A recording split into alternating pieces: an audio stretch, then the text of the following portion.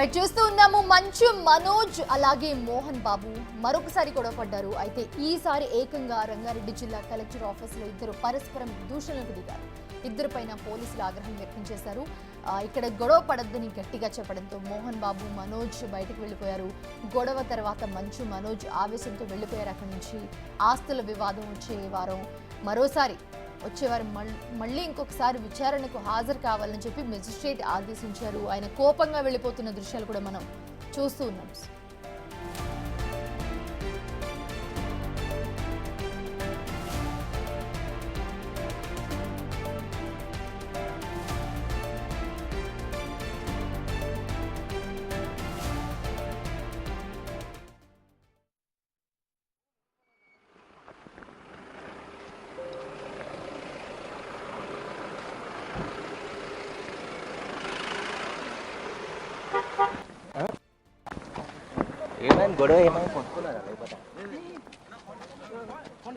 Right, ఇందాక collectorate కి చేరుకున్నారు చూసాం మనం ఒక గంట క్రితం. ప్రస్తుతం అయితే మంచు మనోజ్ మోహన్ బాబు ఇద్దరు కూడా లోపలికి వెళ్ళిన తర్వాత ఒకరిపై ఒకరు దూషించుకుని పరస్పరం గొడవ పడినట్లుగా మనకి సమాచారం అందుతోంది.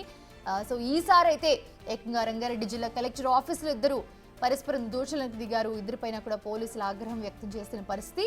ఇక్కడ గొడవ పడద్దని గట్టిగా చెప్పడంతో మోహన్ బాబు మనోజ్ ఇద్దరు కూడా బయటికి వెళ్ళిపోయారు. గొడవ తర్వాత మంచు మనోజ్ ఆవేశంతో వెళ్ళిపోయారు. ఇక ఆస్తుల వివాదం వచ్చే వారం మరోసారి విచారణకు హాజరు కావాలని చెప్పి మెజిస్ట్రేట్ ఆదేశించారు.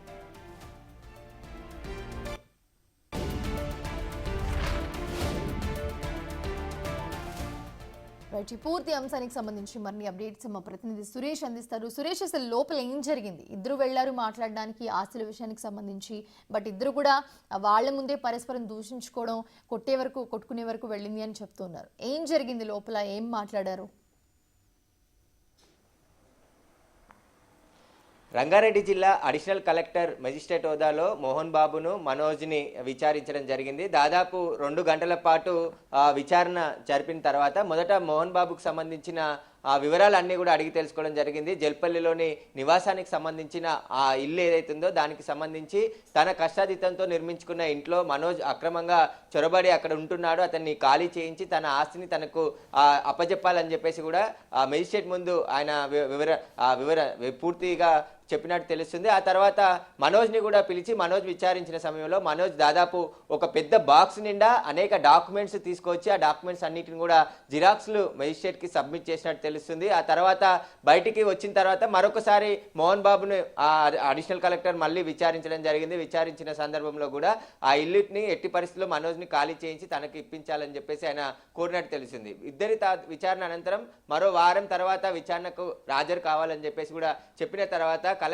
అడిషనల్ కలెక్టర్ ఛాంబర్ బయటికి వచ్చి మనోజ్ ఆ మోహన్ బాబు కాలు మొక్కే ప్రయత్నం చేసిన సందర్భంలో ఆ మనోజ్ని మోహన్ బాబు నెట్టివేయడం జరిగింది. ఆ తర్వాత అక్కడ పక్కకు జరిగి ఘర్షణ పడుతున్న సమయంలో పోలీసులు అక్కడ చేరుకొని వెంటనే ఇక్కడ ఎలాంటి ఘర్షణ పడవద్దు, ఒకవేళ ఘర్షణ పడితే ఖచ్చితంగా కేసులు నమోదు చేస్తామని చెప్పేసి హెచ్చరించడంతో మనోజ్ ఒక దారిన మోహన్ బాబు ఒక దారిన బయటికి రావడం జరిగింది. మనోజ్ ఆవేశంతో బయటికి వెళ్ళడం జరిగింది. మీడియాతో మొదట మాట్లాడతానని చెప్పేసి ఆ తర్వాత లోపల ఘర్షణ జరగడంతో మళ్ళీ ఆయన ఆవేశంతో ఇక్కడ నుంచి వెళ్ళిపోవడం జరిగింది.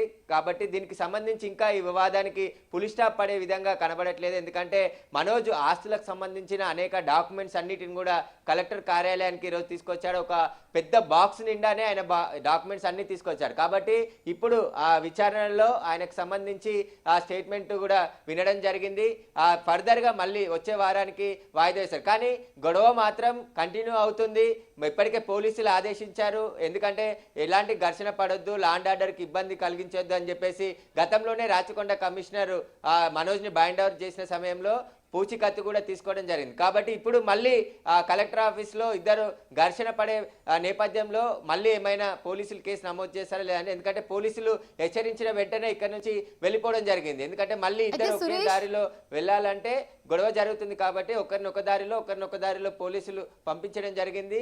మెజిస్ట్రేట్ ఛాంబర్ నుంచి బయటికి వచ్చిన తర్వాత మనోజ్ మోహన్ బాబుతో మాట్లాడే ప్రయత్నం చేసిన క్రమంలోనే ఈ గొడవ జరిగినట్టు తెలుస్తుంది. ఇద్దరిపై ఒకరికొకరు దోషణలు కూడా చేసుకున్నట్టు తెలుస్తుంది. ఆ తర్వాత పోలీసులు ఎంటర్ అయ్యి వారిద్దరిని సర్ది చెప్పి ఇక్కడ ఎలాంటి గొడవలు పడొద్దు అని చెప్పేసి కూడా గట్టిగా చెప్పడంతోనే ఇక్కడ నుంచి వేరు దారిలో ఇద్దరు కూడా మీడియాతో మాట్లాడకుండా వెళ్ళిపోవడం జరిగింది. అయితే సురేష్ చూస్తున్నాము వెళ్ళిన ప్రతి దగ్గర కూడా వీళ్ళు కంటిన్యూగా గొడవ పడుతూ ఉన్నారు. మొన్న తిరుపతిలో కావచ్చు, సంక్రాంతికి వెళ్ళినప్పుడు, అంతకుముందు కావచ్చు, మనం గత 2-3 నెలల నుంచి చూస్తూనే ఉన్నాం. బట్ లాస్ట్ టైం వచ్చినప్పుడు కూడా కంపల్సరీ ప్రూఫ్స్తో రావాలని చెప్పారు మనోజ్కి. ఈసారి ప్రూఫ్స్తో వచ్చారు. ఆయన ఆస్తులకి సంబంధించి ఆయనకు రావాల్సిన వాటా కానివ్వండి, ఆయన సినిమాలకి తీసి పెట్టిన వాటా కానివ్వండి. సో ఏంటి అసలు లోపల ఏం మాట్లాడారు? దీనికి సంబంధించి మాట్లాడారు? అసలు మాట్లాడే లోపే వీళ్ళు వాగ్వాదానికి దిగారు అని చెప్పి మనకు సమాచారం అందుతోంది.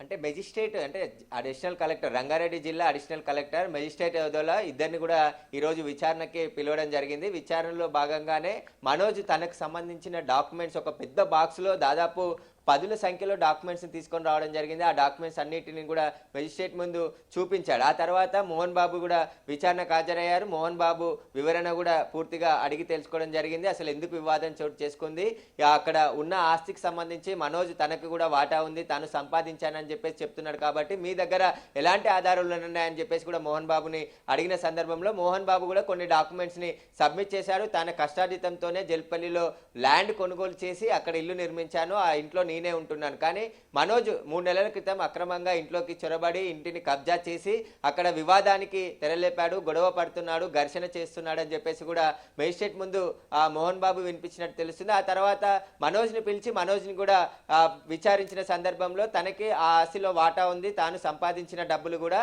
ఆ జల్పల్లి నివాసంలో పెట్టారని చెప్పేసి దానికి సంబంధించిన డాక్యుమెంట్స్ నా దగ్గర ఉన్నాయని చెప్పేసి కూడా మనోజ్ సబ్మిట్ చేశాడు. కాబట్టి ఇద్దరికి సంబంధించిన వాదనలు విన్నారు. ఆ తర్వాత విచారణ మరో వారానికి వాయిదా వేసి మరో వారం తర్వాత మళ్ళీ మనోజ్ విచారణకు రావాలని చెప్పేసి కూడా అడిషనల్ కలెక్టర్ చెప్పినట్టు తెలుస్తుంది. అయితే ఆ లోపట అడిషనల్ కలెక్టర్ ముందు విచారణ తర్వాత ఛాంబర్ బయటికి వచ్చిన తర్వాత మోహన్ బాబు దగ్గరికి మనోజ్ వెళ్లే ప్రయత్నం చేశాడు. ఆ తరుణంలోనే మోహన్ బాబు ఒక్కసారిగా ఆగ్రహంతో ఇక్కడ నుంచి నువ్వు బయటికి వెళ్ళు అని చెప్పేసి హెచ్చరించినట్టు తెలిసింది. ఆ సందర్భంలోనే మోహన్ బాబు మనోజ్ ఇద్దరు కూడా ఘర్షణ పడ్డారు. కొద్దిసేపటి వరకు అక్కడ ఇద్దరు ఒకరినొకరు దూషించుకునే ప్రయత్నం చేసినప్పుడు పోలీసులు వెంటనే అప్రమత్తమై అక్కడికి వెళ్ళి ఇద్దరికి చెప్పడం జరిగింది. కలెక్టర్ ఆఫీస్లో ఒకవేళ మీరు ఇద్దరు ఘర్షణ పడినట్లయితే ఖచ్చితంగా కేసులు పెడతాము, కఠినంగా చర్యలు తీసుకుంటామని చెప్పేసి గట్టిగా హెచ్చరించడంతోనే వారిద్దరు కూడా వేరే రూట్లో, ఎందుకంటే మళ్ళీ ఇద్దరు ఒకే రూట్లో వస్తే ఘర్షణ పడే అవకాశం ఉంటుంది కాబట్టి పోలీసులే స్వయంగా మనోజ్ని ఒక మెయిన్ ఎంట్రెన్స్ నుంచి బయటికి తీసుకొచ్చి కారు ఎక్కించేసి ఇక్కడ నుంచి పంపించడం జరిగింది. ఆ తర్వాత మోహన్ బాబు వెనుక గేట్ నుంచి ఆయన కారులో ఇంటికి వెళ్ళిపోవడం జరిగింది. వారం తర్వాత మరోసారి మెజిస్ట్రేట్ రమ్మన్నారు కాబట్టి ఈ విషయాన్ని కూడా పోలీసులు మెజిస్ట్రేట్ దృష్టికి కూడా తీసుకెళ్లే అవకాశం కనబడుతుంది. ఎందుకంటే ఇదివరకే మోహన్ బాబుకి, మనోజ్కి, విష్ణుకి ముగ్గురికి కూడా రాచకొండ పోలీసులు హెచ్చరించడం జరిగింది. ఎలాంటి గొడవ కానీ లా అండ్ ఆర్డర్ డిస్టర్బ్ చేసినా కానీ కఠినంగా వ్యవహరిస్తామని చెప్పేసి చెప్పారు. కానీ ఎప్పుడు ఎదురుపడ్డా ఘర్షణ పడుతూనే ఉన్నారు. ఈ సమస్యకి ఫుల్ స్టాప్ పెట్టే విధంగా మంచు ఫ్యామిలీ ప్రయత్నం చేస్తున్నట్టు కనబడట్లేదు. ఎందుకంటే తండ్రి అదే గట్టిగా ఉన్నాడు, అదేవిధంగా మనోజ్ కూడా తాడో పేడో తేల్చుకోవాలని చెప్పేసి కూడా ఆయన ప్రయత్నిస్తున్నట్టు తెలిసింది. అందుకోసమే ఇక్కడ మరొకసారి ఘర్షణ జరుగుతుందని ముందుగానే పోలీసులు భావించి right. Thanks for the updates Suresh.